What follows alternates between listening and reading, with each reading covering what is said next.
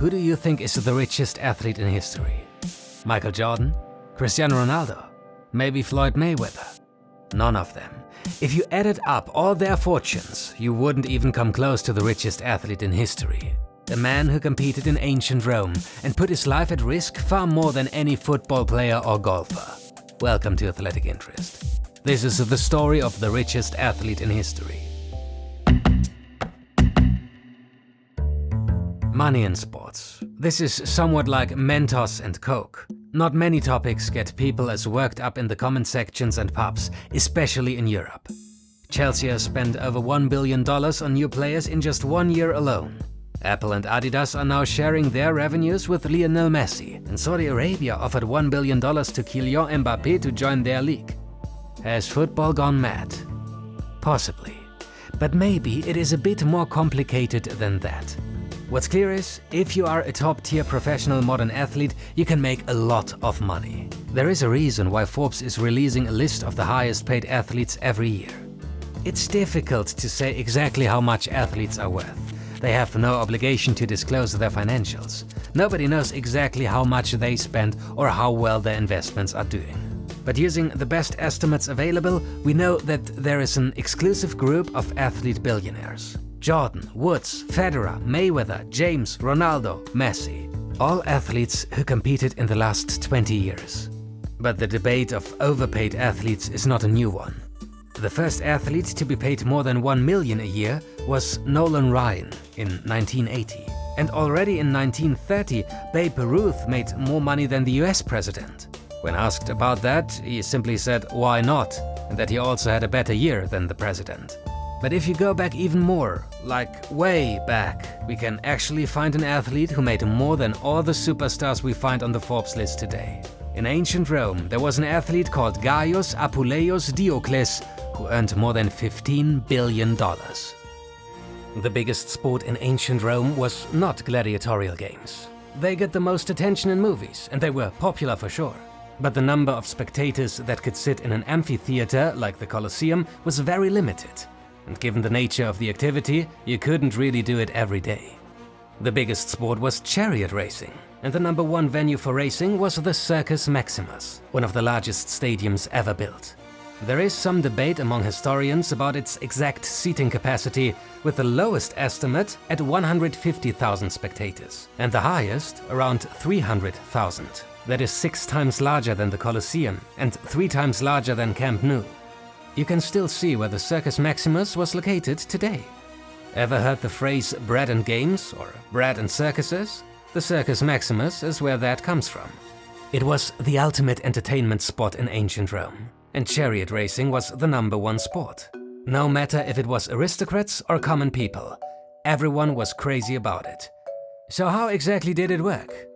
A little bit like Formula 1. You drive as fast as possible in circles, and if you're not careful, you might have a fatal accident.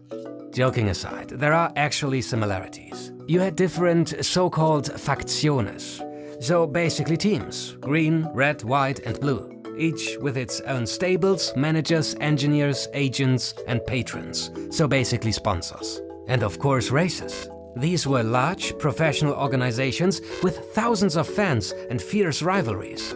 Even the emperor himself usually had a favorite team. But the races were much shorter compared to modern sports. Usually 7 one-mile laps around the Circus Maximus with 12 chariots in each race. Although only 10 to 15 minutes long, there wasn't room for error. One mistake and the race would be over for a charioteer. The best drivers, however, were made legends by poets who sang about their exploits, and graffiti artists who scrawled renderings of their faces on walls around the Mediterranean. Also, if you managed to finish in the top 3, you would earn prize money. This brings us to maybe the most famous charioteer in history. Gaius Appuleius Diocles was born in the province of Lusitania, modern-day Portugal, in 104 AD. That's where many charioteers came from, because it was where the fastest racehorses on the continent were bred. Gaius would have been expected to follow his father into the family shipping business, but instead he started racing.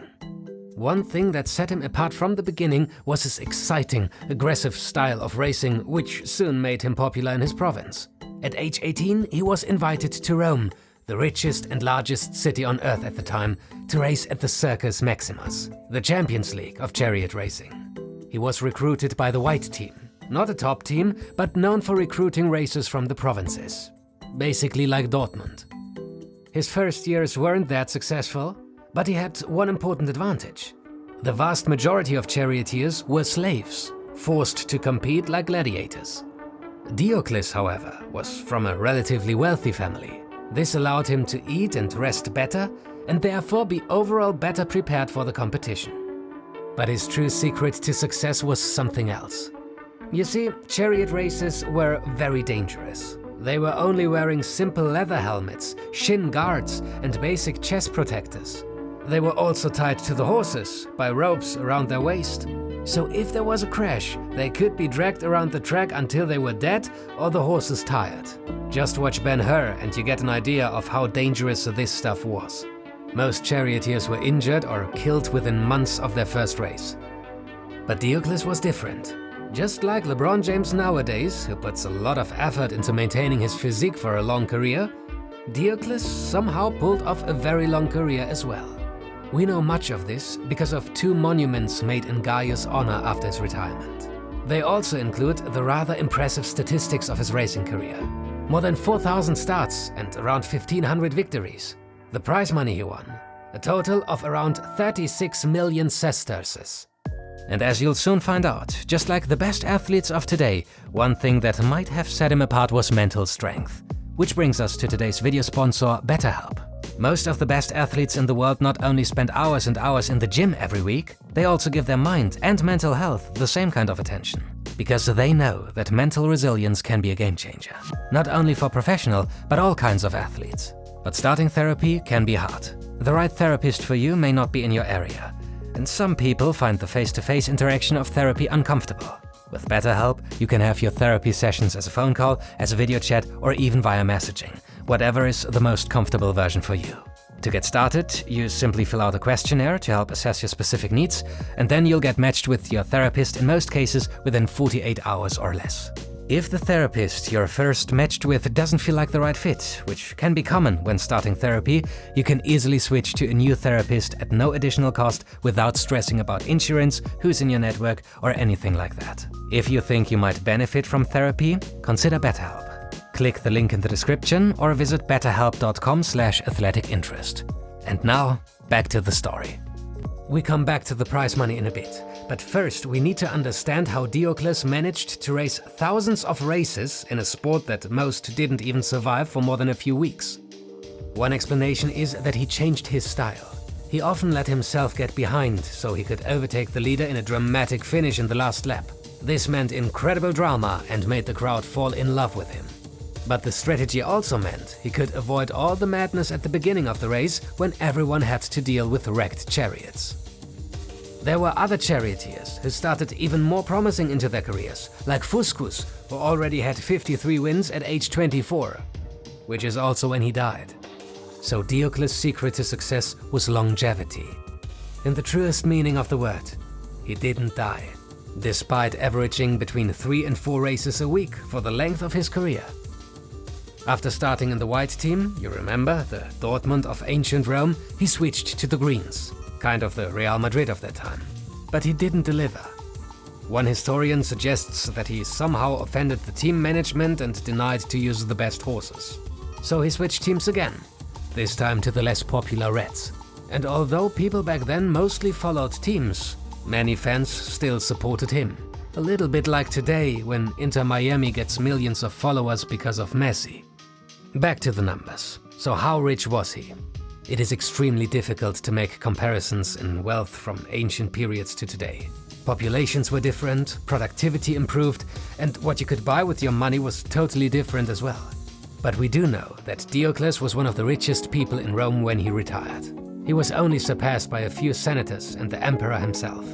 He had enough money to feed all of Rome for a year, or hire around 30,000 Roman legionaries. It is estimated that his fortune would be around $15 billion today, 7 times as much as Michael Jordan. So what did he do with all that money? Turns out not that much. He settled in the small town of Palestrina, what is now the Lazio region of Italy, where he raised a family and retired at age 42.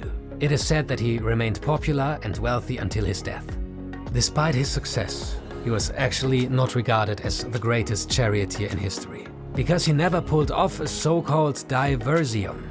This meant winning for 2 different teams in the same day. It was considered the highest honor in the charioteering world. So they basically had their very own goat debate in ancient Rome.